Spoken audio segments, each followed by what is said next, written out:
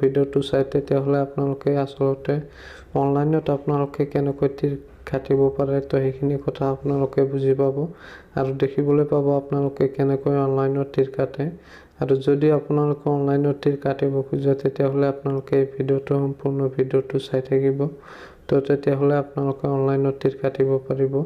তো এতিয়া আমি গুগলত সাৰ্চ কৰিম onlinetircounter.com। অলপ লোডিং হোৱাৰ পিছত আপোনালোকে চাই আছে এনেকৈ এটা ইণ্টাৰফেচ আহিব আপোনালোকৰ সন্মুখত। আপোনালোকে একেবাৰে ওপৰত যে আছে onlinetircounter.com তো আপোনালোকে তাতে ক্লিক কৰিব। ক্লিক কৰাৰ পিছত আপোনালোকে চাব এনেকৈ এটা ইণ্টাৰফেচ আহিব। এইটো হৈছে onlinetircounter.com। ইয়াৰ পৰা আপোনালোকে অনলাইনত তীৰ কাটিব পাৰিব। তো আপোনালোকে কেনেকৈ অনলাইনত তীৰটো কাটিব আৰু অৰ্ডাৰবোৰ আপোনালোকে কেনেকৈ কৰিব তো সেইটো আপোনালোকক দেখাই দিম। তো আপোনালোকে ভিডিঅ'টো স্কিপ নকৰাকৈ চাই থাকক। তেতিয়া যদি আমি ইয়াৰ পৰা অৰ্ডাৰ কৰিব খোজো নম্বৰবোৰ তেতিয়া আমি শ্বপ নাওত ক্লিক কৰিম। তাৰপিছত আমি এনেকুৱা এটা ইণ্টাৰফেচ দেখিবলৈ পাম। তো ইয়াতে 9 ইণ্ডিঙৰ পৰা আপোনালোকে চাই আছে ইয়াতে 9 ইণ্ডিং আছে 8 ইণ্ডিং আছে। তো আপোনালোকে ইয়াতে গোটেইকেইটা ইণ্ডিঙে পাব 9ৰ পৰা 0 লৈকে।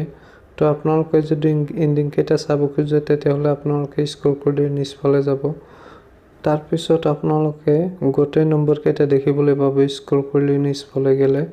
তো আপোনালোকে ইয়াৰ পৰা যিকোনো এটা সিলেক্ট কৰিব। সিলেক্ট কৰাৰ পিছত আপোনালোকে 4টা অপচন দেখিবলৈ পাব। আপোনালোকে আচলতে নম্বৰটো ক'ত কাটিব এই 4টা অপচন আহিব। তাৰ পৰা আপোনালোকে যিকোনো এটা অপচন সিলেক্ট কৰি ল'ব। আপোনালোকে আচলতে নম্বৰটো ক'ত কাটিব। তো যিকোনো এটা সিলেক্ট কৰি লোৱাৰ পিছত আপোনালোকে ইয়াতটো সাৰ্চ কৰিব।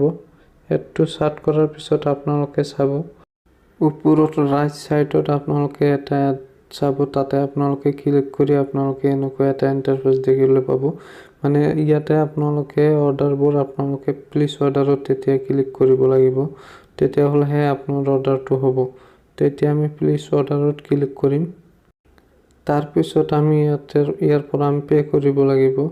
তো আপোনালোকে চাই আছে অৰ্ডাৰটো ছাকচেছফুল হৈ গৈছে। হৈ যোৱাৰ পিছত এতিয়া আমি অৰ্ডাৰটো পে' কৰিম কেনেকৈ। তো এতিয়া আমাৰ হোৱাটছআপত এটা SMS আহিব।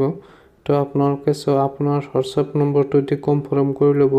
তো সেই আপোনালোকে হোৱাটছআপৰ SMSত যাই আপোনালোকে পে'মেণ্টটো দিব পাৰিব। তো বলক এতিয়া হোৱাটছআপত। তো আমাৰ হোৱাটছআপত এনেকুৱা এটা লিংক আহিছে। তো এই লিংকটোৰ পৰা যদি আমি পে'মেণ্টটো দিব খোজোঁ তেতিয়াহ'লে আমি ইয়াতে onlinetircounter.com অৰ্ডাৰ ষ্টেটাছত আমি ক্লিক কৰি ইয়াৰ পৰা আমি পে'মেণ্টটো দিব লাগিব। তো আমি তাতে ক্লিক কৰিম। তাৰ পাছত আমি এনেকুৱা এটা ইণ্টাৰফেচ দেখিবলৈ পাম। তো ইয়াতে 3টা অপচন আছে। আমি এই 3টা অপচনৰ ভিতৰত যিকোনো অপচনৰে আমি পে' কৰিব পাৰোঁ আৰু আফটাৰ আমাক পে'মেণ্টটো কেনেকৈ দিব সেইটো আপোনালোকক ক'ম। যদি আপোনালোকে পে'মেণ্টটো পায় তেতিয়াহ'লে আপোনাৰ হোৱাটছআপত আপুনি পে' নম্বৰটো তাক দি দিব আৰু সিহঁতে আপোনাক পে'মেণ্টটো আপোনাৰ পে' নম্বৰত পে'মেণ্ট কৰি দিব। আফটাৰ 30 মিনিটৰ ভিতৰত আপোনালোকে আপোনালোকৰ একাউণ্টত পে'মেণ্ট পাই যাব। সেইটো 100% জেনুইন। তো আপোনালোকে ভিডিঅ'টো চাই নিশ্চয় বুজি পাইছে আচলতে আপোনালোকে কেনেকৈ অনলাইনত তীৰ কাটিব পাৰে। তো আপোনালোকে অনলাইনত তীৰ কাটিব আৰু ভিডিঅ'টো শেষলৈ চোৱাৰ কাৰণে ধন্যবাদ জনাইছোঁ আপোনালোকক।